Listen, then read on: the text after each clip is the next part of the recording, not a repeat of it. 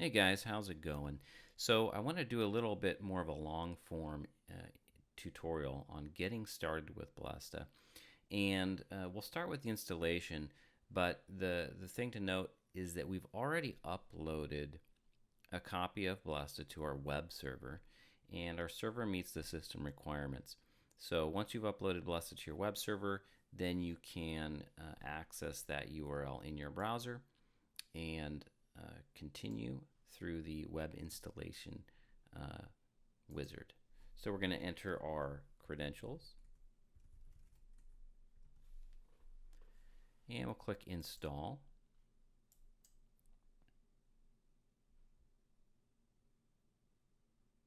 And right now it's installing Blesta, updating the database with all of the migrations that need to run. And we have successfully installed Blesta. So we'll start a 30-day free trial here, and we'll create our first staff account.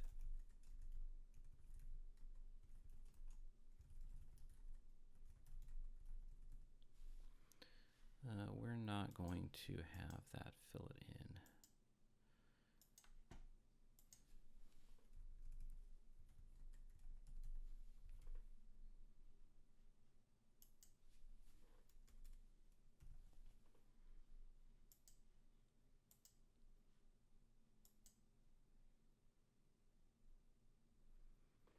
Okay, it's fetching a free trial, activating a trial license, and creating my staff account. And it's been created. The next thing you would want to do after installing Blesta is to configure your cron job. If you click over here, you can see an example command of what you should set up your cron job to be, and you can copy and paste this either into the control panel that you're using that has an option to set up a cron job, or you can edit your cron tab file directly and add this in. Note that the path to PHP here is a best guess, so your path to PHP may be different.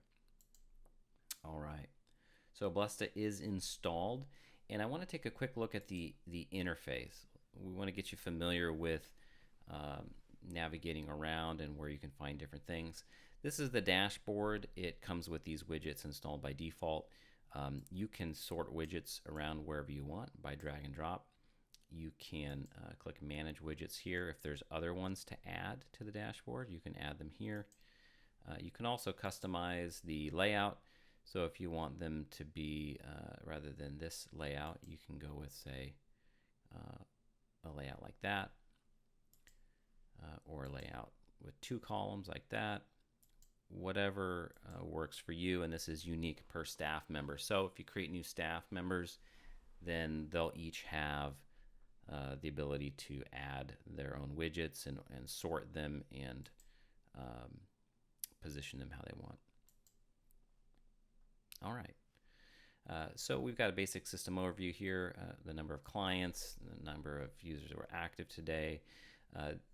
Whenever you see a cog icon in the upper right of one of these widgets, it means you can customize it. So we can show other things like open tickets and pending orders, and we can show everything in one tab, for example. And we can add new feeds into our feed reader here. Pretty flexible.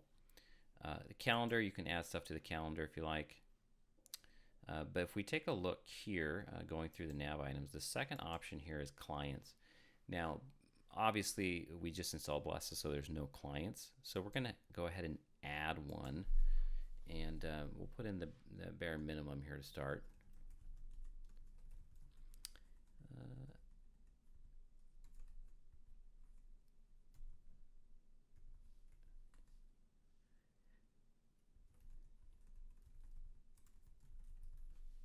All right, so we have a first name, last name, email address, and by default the username is going to be the email address, but you can specify a different username if you want.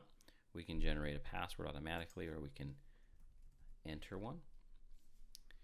And if we want to send the client an account registration email, we can check that box, and it will kick off one of those to them. And they can also opt into marketing emails. When they sign up on their own, that's where that one matters the most. We're not going to save that.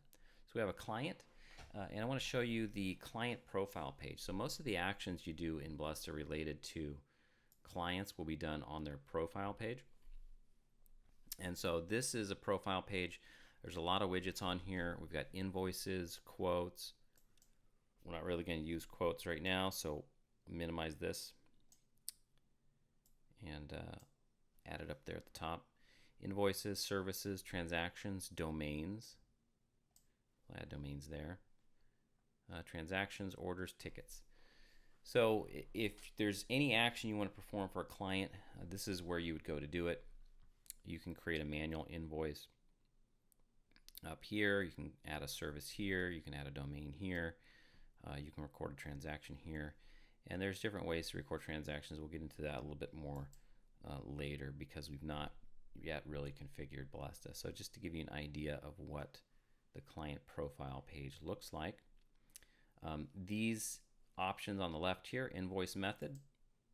Blesta supports email and paper. You can toggle through those. Auto suspension. So if a customer doesn't pay and they have past due invoices, the services that were generated from those can be suspended automatically. And sometimes the customer will say, I can't pay you now, but I can pay you on Tuesday. So you can come in here and you can postpone a suspension to a particular day, and then none of their services will be suspended until after that day. And you can tell because it's enabled and there's this line through it.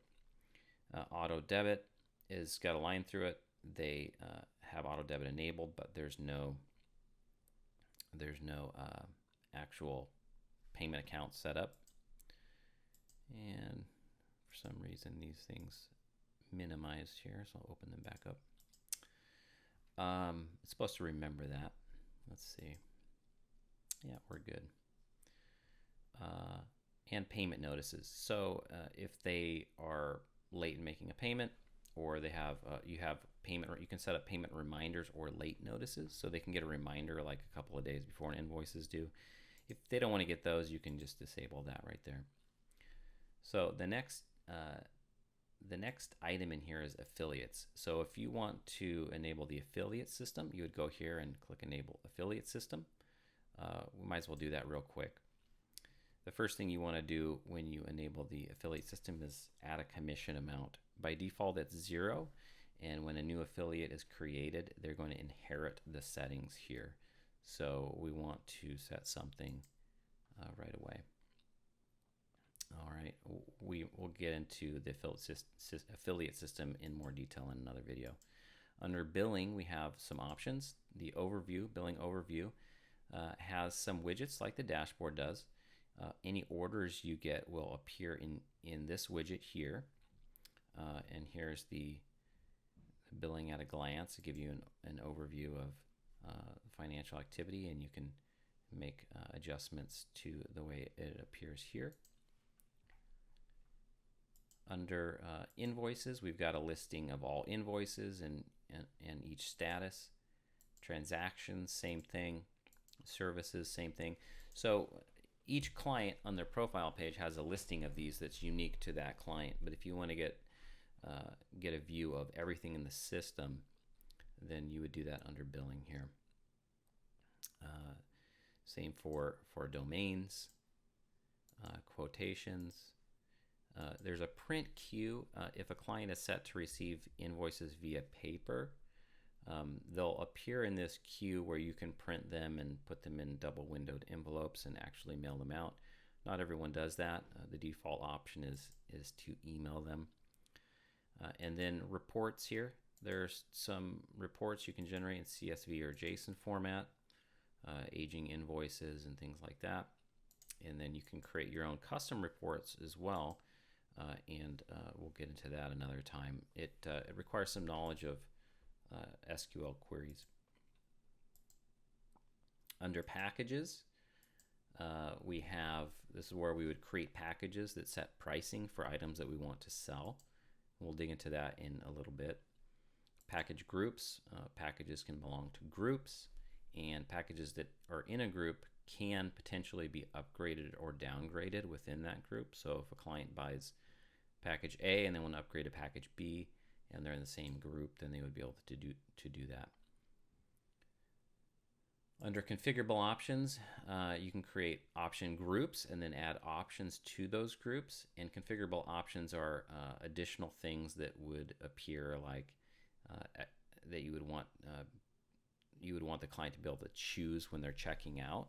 So like additional disk space or additional bandwidth or something like that. And configurable options can be free, or they can have a fee associated with them. And if they have a fee associated with them, you can have, you set the price, you set a renewal price, you can set a setup fee. Some modules are looking for config options, and it impacts the way the service is provisioned.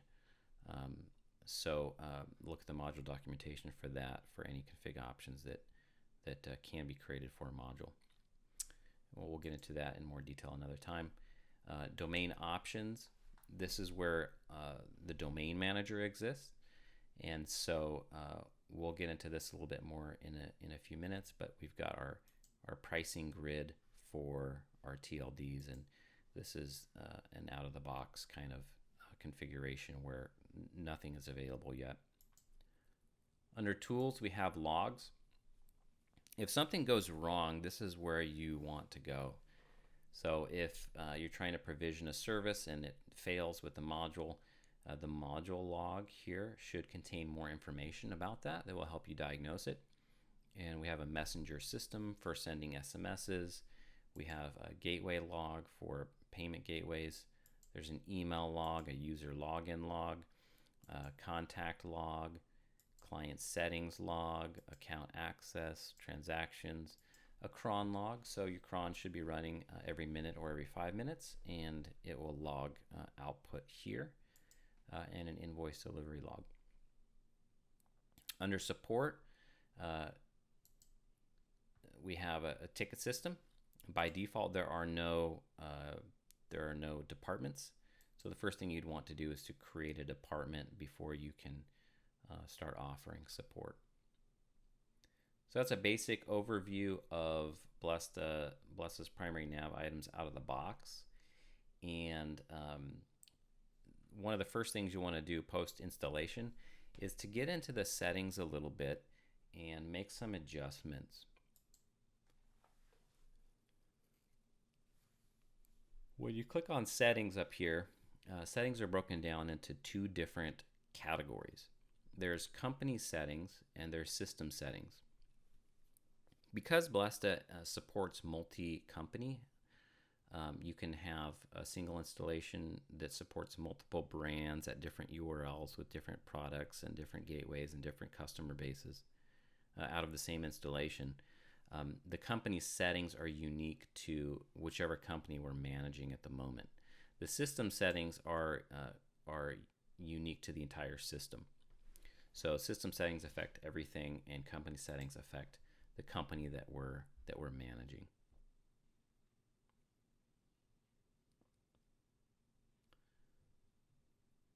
So when you're in the settings, the first thing you're going to want to do is go into System General and make sure that all these paths are correct. And there's a rotation policy for how often to rotate the logs. Some people want to lower this so that there's not as many logs. Some people increase it because they want to retain logs for longer. If you're running something like Cloudflare, then you should check this box. My installation is behind a proxy or load balancer, and Blesta will look for the X-forwarded 4 header. This is useful for all kinds of IP-based logging so that you know the actual client IP rather than, say, Cloudflare's IP.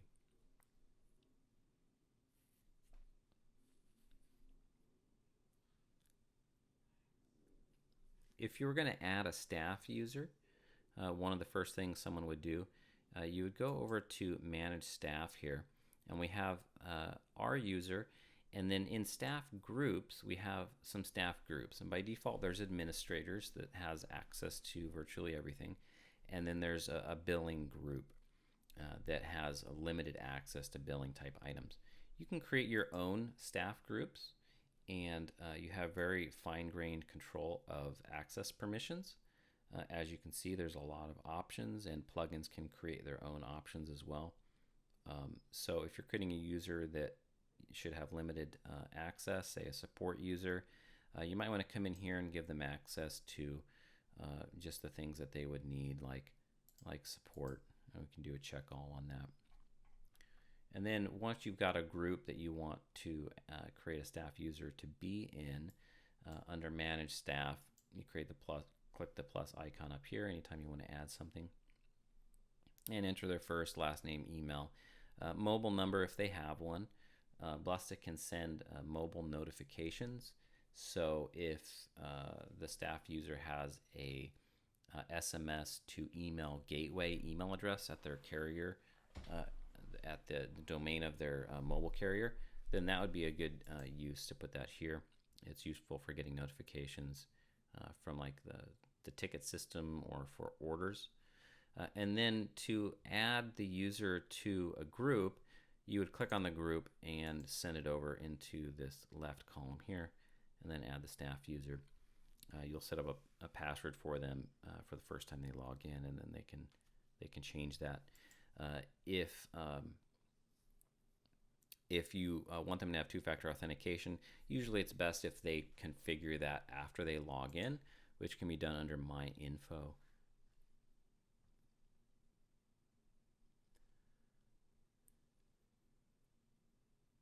All right, so that's about all you really would want to check out under the system section. If you did install a free trial and then later you purchase a license, under System General License Key is where you would paste in your new license key and click Update Settings after you make a purchase. Most of the settings we want to deal with are under General. And when you install Blesta, the first thing people want to do is to change colors and change the logo and maybe change the navigation. And so under Look and Feel, we have we drop straight into these themes, and we're in this 5 theme now, but just to show you, we could change it, and that takes effect immediately. And the client area is under the Client tab here. And so you can select another theme. You can create your own theme or edit one of these existing ones. You can export a theme. So if you want to use the 5 theme and make your own changes, you can export it to your computer and then create a new theme and import it from File. And then you'll be able to pull up essentially this edit screen here where you can set all the colors for header, background, and navigation and logo and everything.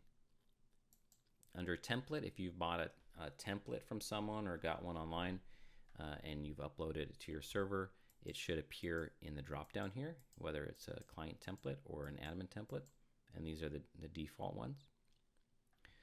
If you want to allow previews, say you have multiple themes and you're working on your own theme and you want to preview it before you change it over to it, say maybe the admin theme is not complete, then you can check this box and you can append BL template equals and the template name to switch to that one temporarily. Under layout here, we have a listing of the client cards that appear on the client in the client area, and a list of all of the widgets. So you can sort widgets into whatever order you want, so that when a client logs in, they see these in that particular order. And you can change the color of any of these client cards by selecting a new color. And click Save at the bottom when you're done.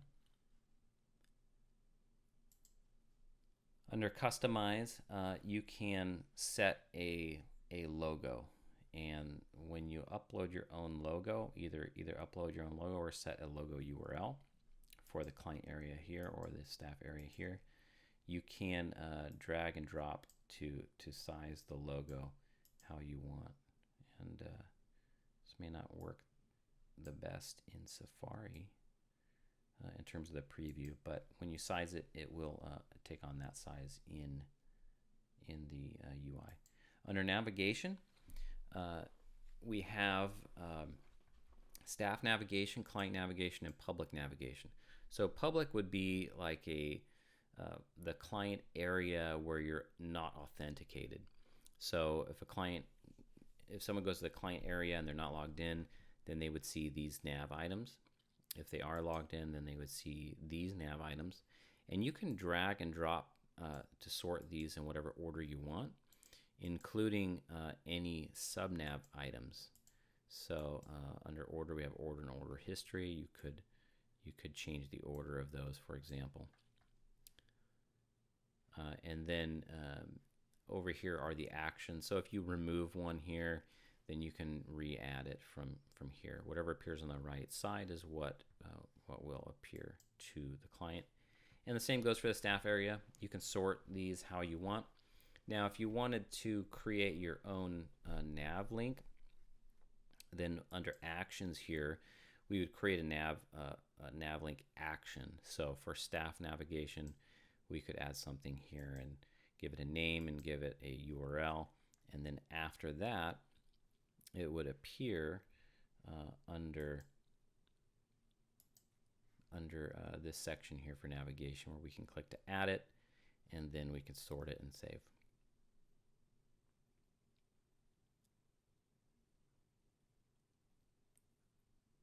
The next most common thing that people will want to change is under billing and payment. So there's a lot of options for how you bill people.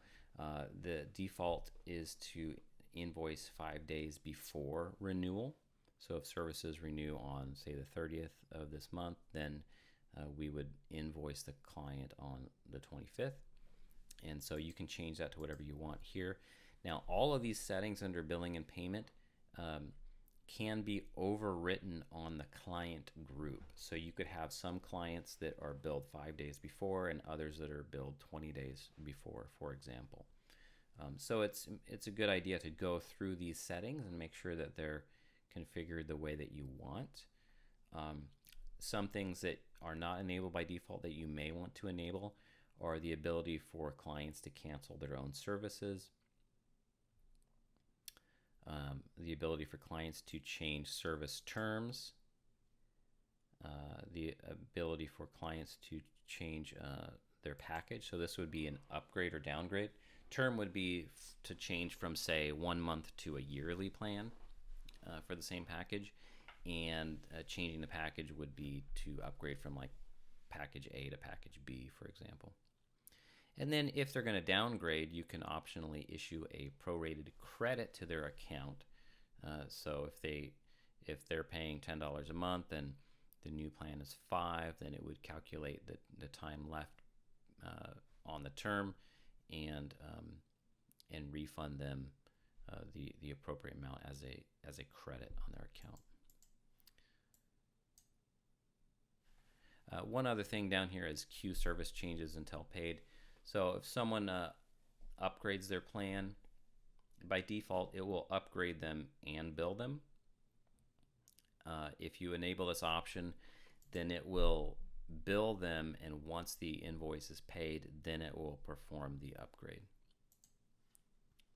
All right, and so under client groups here, we'll jump to that.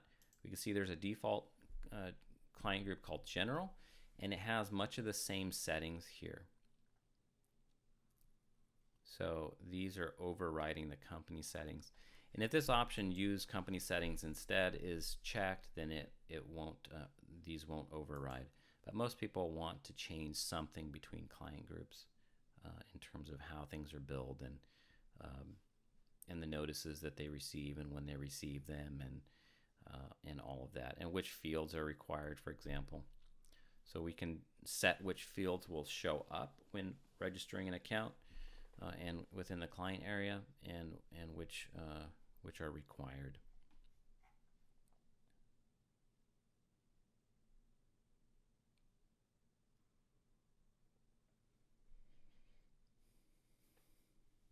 Another common thing is currencies. So currencies are under the settings here also, and we can go to currency setup.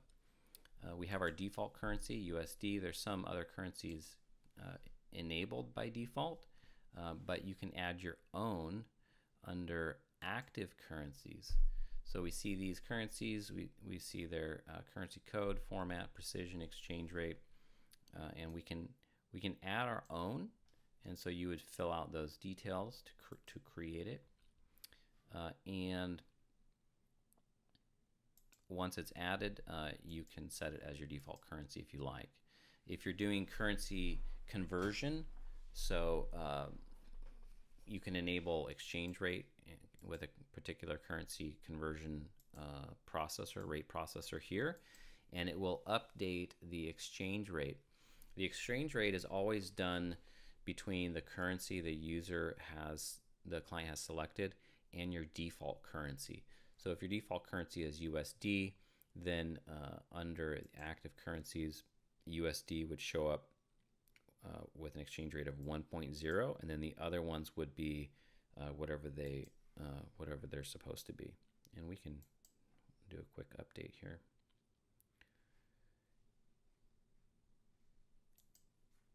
And we see those have changed.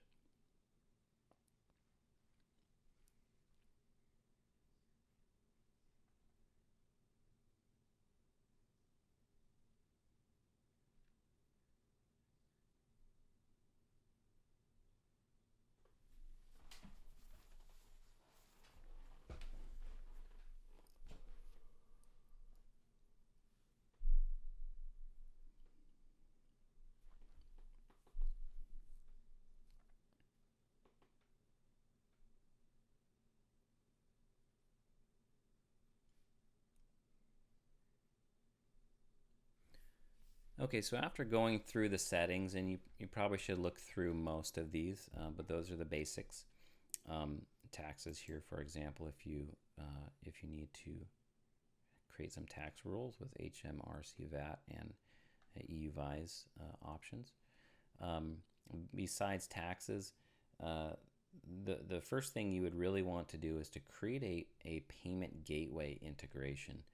And those are under payment gateways here. So we have none installed now, but if you click on available, then these are all of the payment providers that are shipped with Blesta, and there are others that you can download or get on the marketplace as well. But out of the box, this is what we have, and we'll install, let's see, PayPal Payment Standard for now. It's one of the original PayPal integrations, but it requires very little information to configure it. And we'll do one-time and subscription, and always make sure to check the currency that you plan to accept when you install a payment gateway. So PayPal Payment Standard is installed and configured. Now, the second thing you'll want to do is to install a module. So modules do provisioning. Out of the box, there's a generic domains and a none module installed. These don't automate anything, but they allow the selling of domains and other services. So we'll click available, and cPanel is popular, so we'll install the cPanel module. And when we have a cPanel module installed, there's servers and server groups. We'll add a group, and we'll just call this one Los Angeles. You can often, people will name the groups based on location. So if you have cPanel servers in Los Angeles and Dallas, for example, then you might create groups in that way. And then we'll add the server.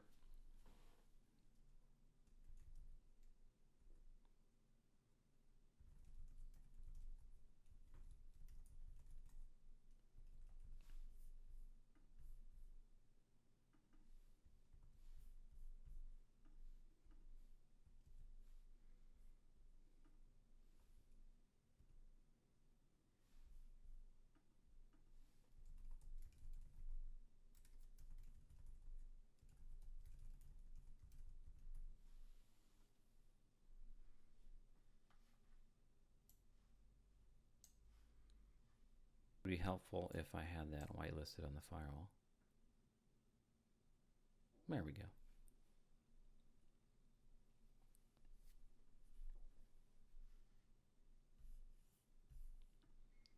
All right, so we have installed a payment gateway. We've installed a module. And after you've got a payment gateway and a module, the next steps would be to create your packages and to create an order form. So we're going to go up to packages here, and we'll click packages, and we'll click the plus button here, and we'll call this package cPanel Bronze. Okay, and we'll set a price of 1 month at $5, and the renew price will also be $5. And then we'll click add additional price. We'll add a 3-month for $15, and we'll add a 1 year for how about $50? All right. Now we need to configure this to use the cPanel module. So under the module tab, we'll select cPanel, and then we'll say we want this to be in the Los Angeles group.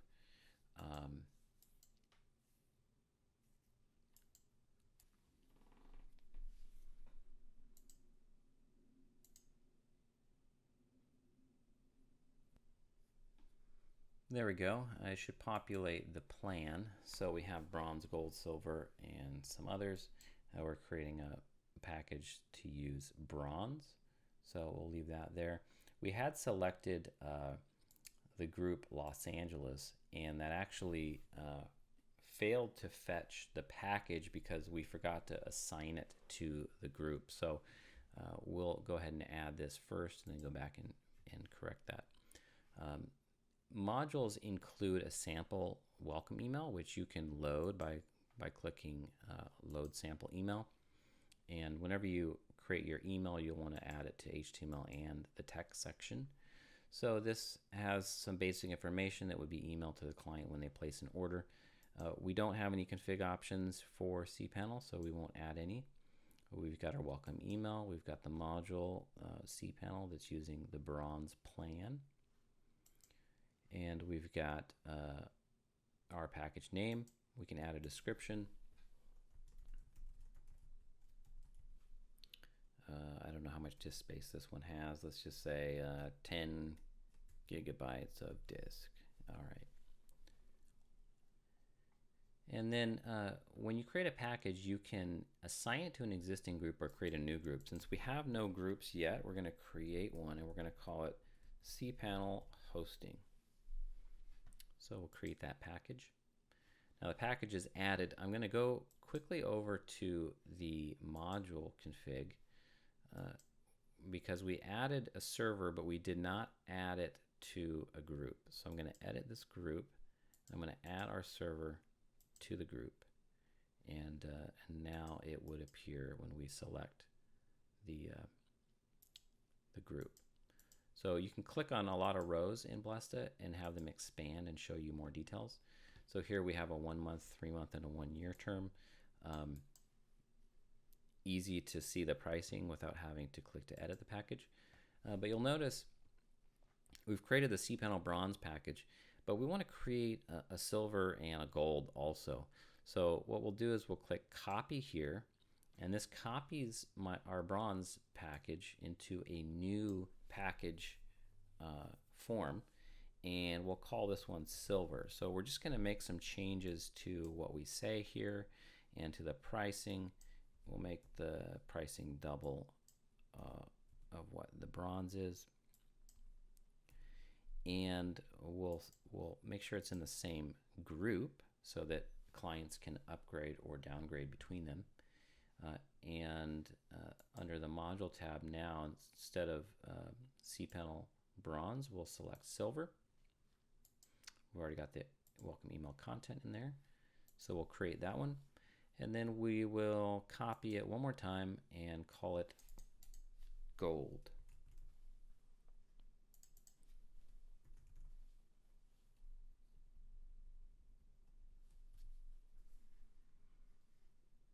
And we'll just make this one double the last.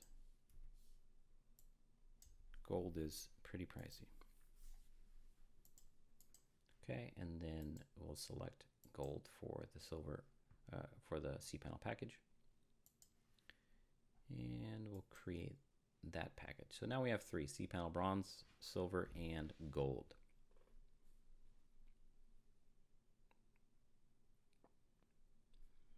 Now, if we want to sell cPanel hosting and domain names, then we would go under domain options here, and we would install a registrar module. Now, I'm not going to install any of these registrar modules. We're just going to use the generic domains as part of this example.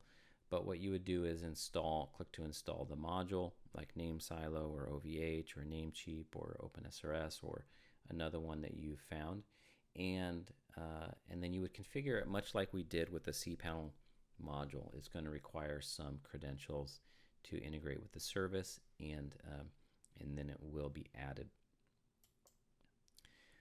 Under the TLD, you'll be able to choose which registrar module the TLD works with. And what I'm going to do is enable .com here, and I'm going to manually enter pricing. Now, if you're using a registrar module, you can actually import the pricing, but here I'm just going to add this one, and we'll have it renew for $1 more than a new, and we'll have the transfer price be 13. You can set pricing in other currencies if you accept multiple currencies, or you can leave them blank and it will do a currency conversion with your default currency.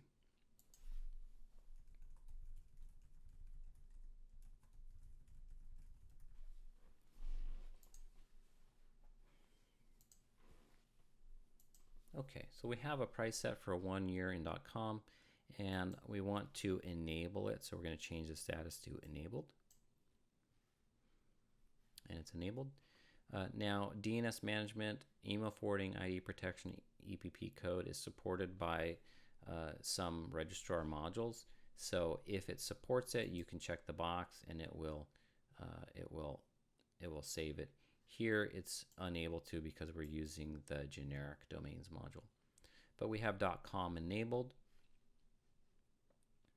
If you were to import TLDs, you would go here and select the registrar module you installed, like NameSilo, and then you can import the pricing for whichever TLDs that you want. Since we're using the generic domains, there's nowhere to fetch the pricing from. So if we ran it on this one, it would import the TLDs, but not import the pricing. There's utility to do a domain lookup here if you want. Under configuration, you can spotlight some TLDs, so we'll spotlight.com. It's the only one we have. The number of days before it expires that we want to renew. There's notification emails that are required by ICANN to go out. You can configure those here. If you need to collect tax on domains, you can enable that. You want to make sure that taxes are enabled in the system. And then if you've enabled the automatic TLD synchronization, what you can do is you can have it add a markup automatically, like you want to make 20% on new domains, and you want to make 15% on renewal, and you want to make 5% on transfer, and you want to enable rounding and round up to the nearest, say, 99 cents, which is common, then you can do that. Under import packages, if you were using an older version of Blesta and you had domains that were not in the domain manager, then this is where you would import them. If it's a new install, you probably don't need to do that. And then here's where you could edit configurable options for DNS management, email forwarding, ID protection. If you wanted to charge an extra amount for those, you would want to visit these pages and set your pricing. So it looks like I did not save any of this. So I'm just going to put this in real quick. Save it each time before you move on to the next step, I guess. All right, .com. Great. So we've got a payment gateway set up. We've got a module installed. We've got packages created to sell cPanel hosting. We have a domain .com available that we want to sell. So the next step is to actually create an order form. So order forms under packages, order forms. And by default, there's no order forms. So by default, nobody can order anything until you've gone through this step and you've created an order form. Blesta supports multiple order forms. You can't order packages between two at the same time, but you can have different order forms for different purposes. So looking at the settings, you can enable an anti-fraud, which can cause orders to be held for manual review or to be outright rejected. You can do some embed code, so if you have some Google Analytics that you want to track during your order process or integrate with some other service to track orders and amounts, you can embed the code there using these tags. There's some other settings here. New registration overrides. If you don't want to allow credit cards to be used, then you can uncheck that. But the first thing we do is we create an order form, and the first order form a lot of people will create is a register form. So by default, there's no registration in Blesta until you're checking out. So if you create an order form, a customer adds something to cart, and then they go to checkout and they can create their account. If you want to allow people to create an account first without placing an order, then what you would do is you create a registration page for clients, and we make that public in terms of visibility. And we would select client registration for the type. And if the type is client registration, we want to make sure that we've selected standard here. There's no need for coupons. That doesn't matter. We can force SSL. And then the client group that they'll be dumped into when they register. If you add multiple client groups and someone is going to check out on an order form, you can select which group they should be in. So we'll add that form. So we have a register form, and the register form looks like this. So we've got all these fields. Remember, we looked at the fields on the client group and saw that they were enabled. So you can disable any of these fields. You can make any of them required if you want to slim the form down. But we'll go back to the staff portal. So we have that registration form, and now we're going to add another form to sell domain and hosting. So we'll call this domain and hosting.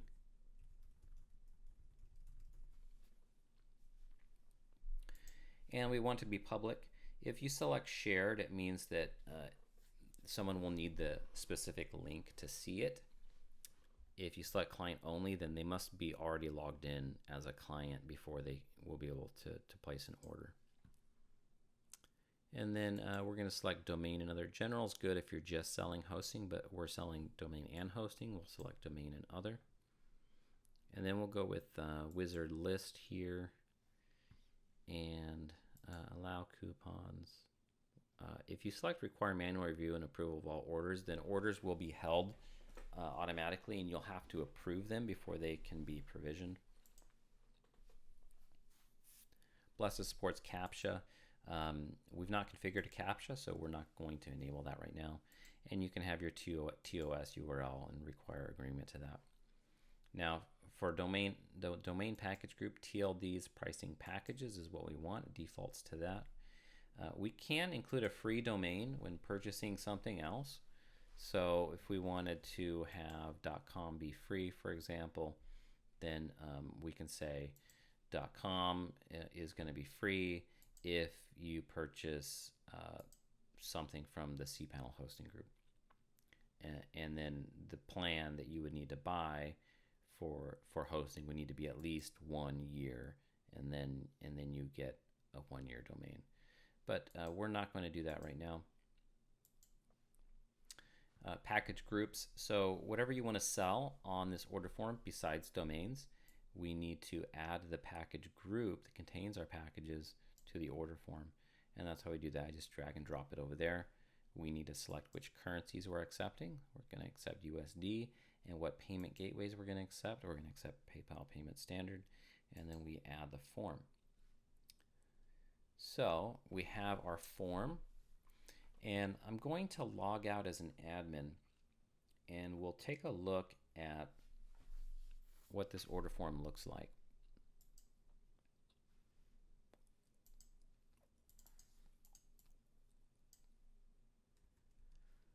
So a client visiting the portal page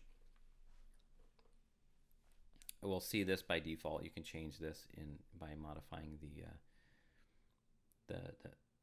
text, the HTML under this, the plugin manage settings plugin portal manage to make that say whatever you want there. And you can change these boxes to say whatever you want, add new boxes as well with just some HTML. But we wanted to order, so we click order, and we've got two. We've got the register page that we added where you can register an account. We have domain and hosting. Now when you create an order form, you can set a description which would appear below this as well, so you can add more details. But we'll add, we'll click on domain and hosting order, and we'll search for a domain.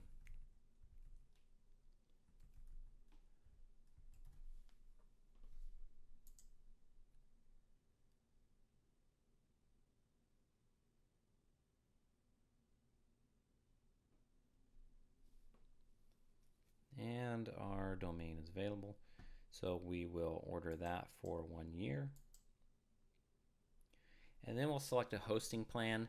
So we're going to go with 1 month bronze. So we'll click to order that.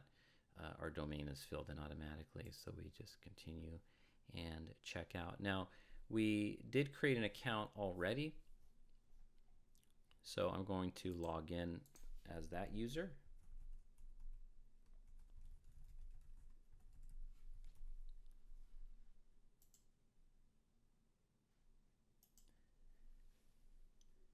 And then we check out and pay. And we've paid. So since PayPal is accepted, we would click here to pay with PayPal. It just redirected me, and the details I provided are not right, so that's why we see that. Now we're going to log back in as an admin, and we'll manually apply a payment to this invoice here, so we can have the service provisioned. So I'm going to log out.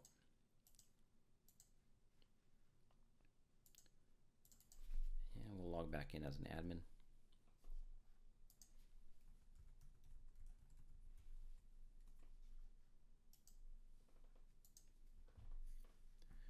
So we see in our graph we've got a new client today, and that client is here. Now they placed an order, so there's two ways to find orders. One is under billing overview. We have our orders here, and this one is accepted, but we can tell that it's not paid. So one thing that you want to do, that staff members need to do individually, is in the orders widget, you click the cog icon, and you can subscribe to getting an email, either always send an email, or only send if manual approval is required. And then if you've enabled messengers and you've integrated with, say, Twilio for SMS, then Blesta can send an SMS also. But for now, we'll just send, always send an email, whether the order is approved automatically or requires manual approval.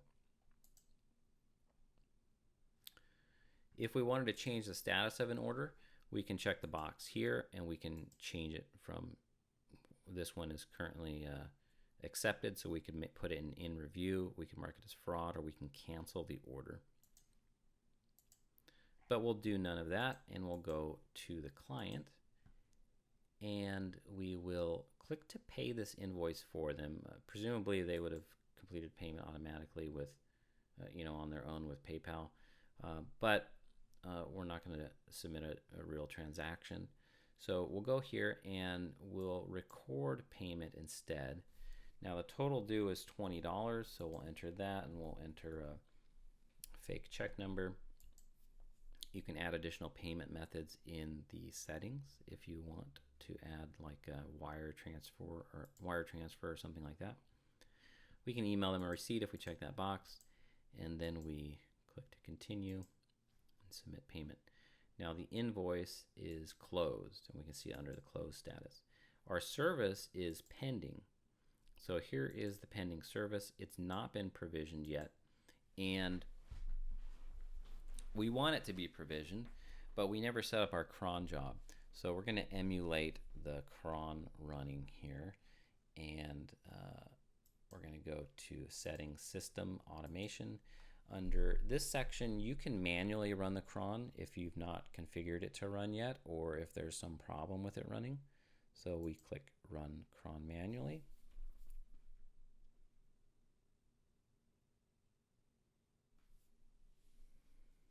And it does its thing, and we can see that it delivered the invoice, okay, one service could be made active and one could not be made active. So let's see what happened there. So it activated our domain because I was using the generic domains, but it was not able to activate our hosting plan. And we can go into Tools Logs to find out why.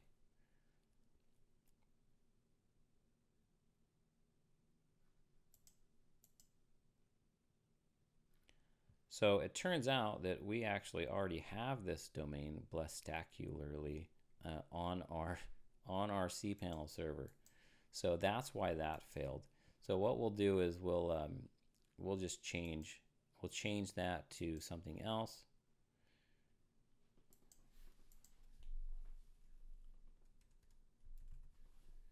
And we'll manually provision it. And we'll let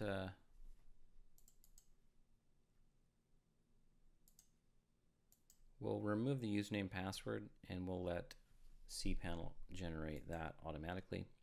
So we'll click to create.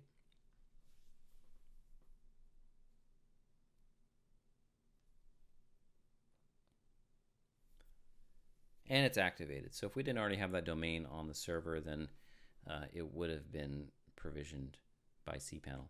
And we can, of course, log in to the cPanel server. And there we are. So we don't need to be there, though.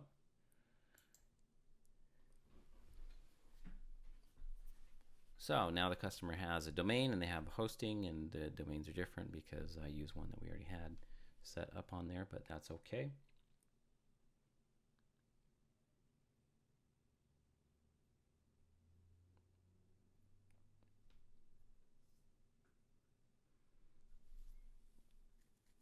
All right. And for the orders widget, which appears also on the client profile page that limits to just seeing their orders, we can see now that because we paid the invoice, it has a green check mark here. It's under accepted. If the order was under in review, you would need to check the box and change it to approved before the order will be provisioned by the cron. If for some reason you need to cancel an order, you can do that here. Canceling an order won't refund a transaction. So if you needed to refund a transaction and it was done through a payment gateway like Authorize.net or Stripe, then you would click to edit the transaction and change the status to refunded, and it will show when using a real registrar or when using a real payment gateway, it'll show a box whether or not to process it with the gateway, and then it will submit the refund transaction to the gateway, and you won't have to do anything else. All right, so we have got a client. We've got the ability to accept orders and payments and automatically provision hosting and domains. And another common thing someone would want to do under the client profile would be to manually create an invoice. And so we've created an invoice automatically through the order. But if we wanted to create a manual invoice for some manual services, then we can do that here. And you can add line items. You can add quantities.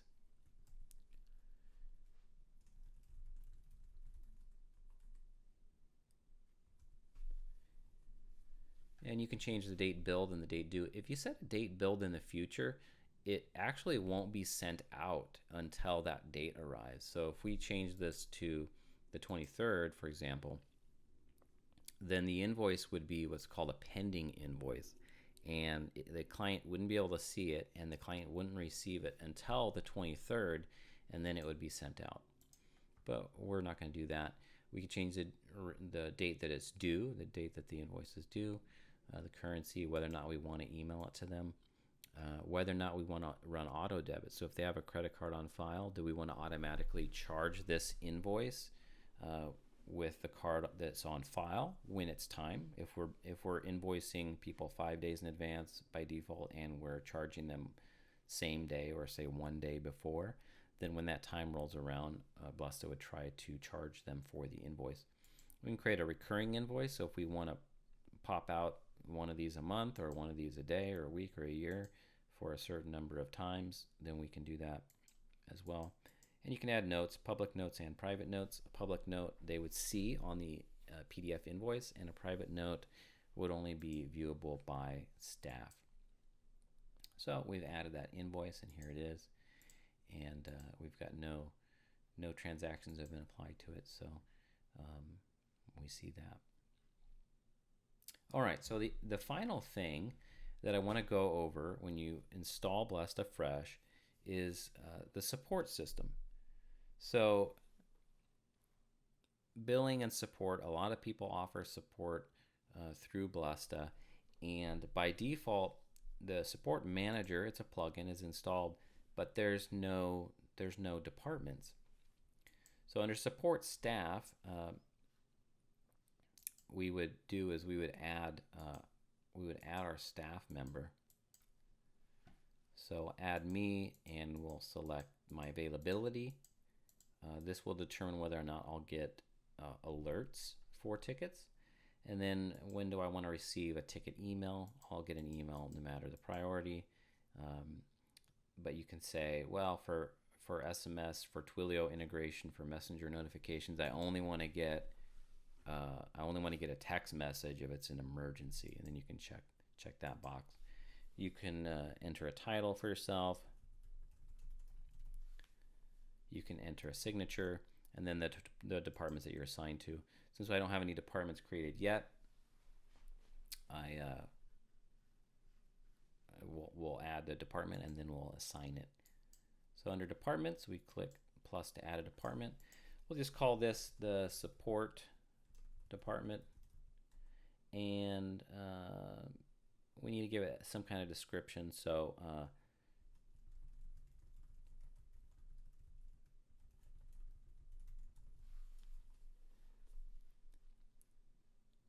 okay, now only allow clients to open or reply to tickets. If this is marked, then only clients can open a ticket. If it's unchecked, anyone can.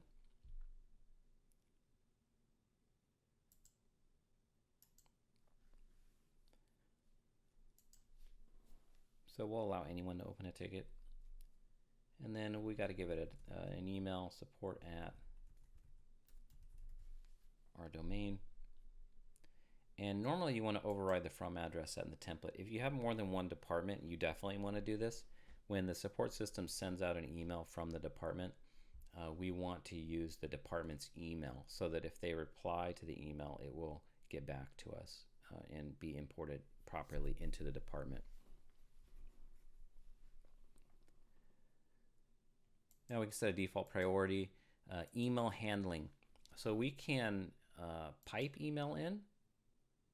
We can pull an IMAP or POP3 server, and this will fetch new messages on the mail server and then import them into tickets as a new ticket or an updated ticket. Since we don't have any of that configured right now, we'll just set the email handling to none. So Blesta in this case won't convert emails into tickets, but we can always enable that later. And you can automatically close tickets after a certain time, or delete them, or send a ticket reminder to staff. If staff hasn't replied to a ticket after, say, an hour, we can let them know. When it's awaiting staff reply. And then do we want to include attachments? What kind of attachments do we want to support? Maximum size of the attachments. There's a lot of options. And then this department is going to be visible. If we wanted to disable it for a time, we can change it to hidden. So there's our department. Now we'll show you what it looks like when a client is logged in. Now as an admin, you can log into any client under account actions on their profile by clicking log in as client. And so here's what they'll see when they log in, minus the return to staff portal at the top. We can see they owe some money because we created that invoice. But under support tickets, they can open a ticket. And here's our department. You can create as many departments as you want. And we'll say, what would they ask?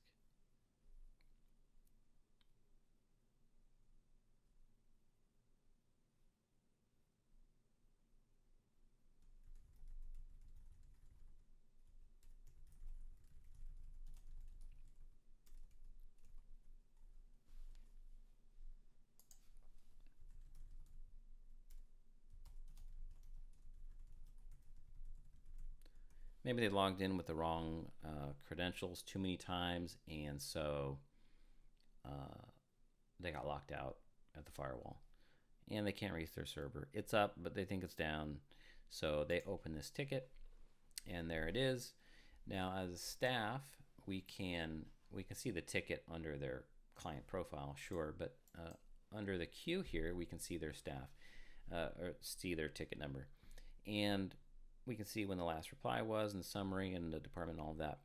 Now, if you have a knock and you're accepting tickets and you want to put them all up on a big screen, you can go full screen mode here, and you can see all of the tickets. But we go into the ticket, and then we can reply. We can reply to the ticket, or we can add a note that only other staff members will see. And Markdown is supported, and you can use this Markdown editor to format text the way you want. But we'll reply to the customer. No, your server is up. Looks like you were blocked at the firewall. Please try again. Okay. Presumably we knew their IP address, and we unblocked them. Okay. And it transitioned automatically to awaiting client reply, so it's not in our primary queue here. That's a setting you can enable or not. You could have them stay in this particular status and not transition if you like. But now it's awaiting client reply. So if they log in to the client area,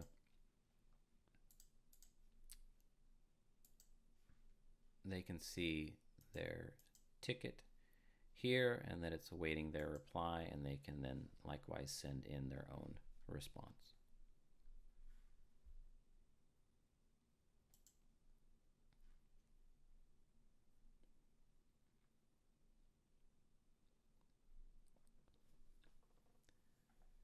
All right, well, that's a basic overview of getting started with Blesta and going through the basic items to get started and to start selling items. Obviously, things are going to be different for each person. The modules that you install will be different, and how those are configured, and currencies and taxes and exchange rates and all the rest. But hopefully this is enough to get you familiar enough with Blesta to get rolling. If you need any help, we would encourage you to either open a ticket with us or join our Discord server and ask the community. There's a lot of great people in the community that are able and willing to help and share their own experiences. So I hope this has been good. Thanks for watching, and we'll see you next time.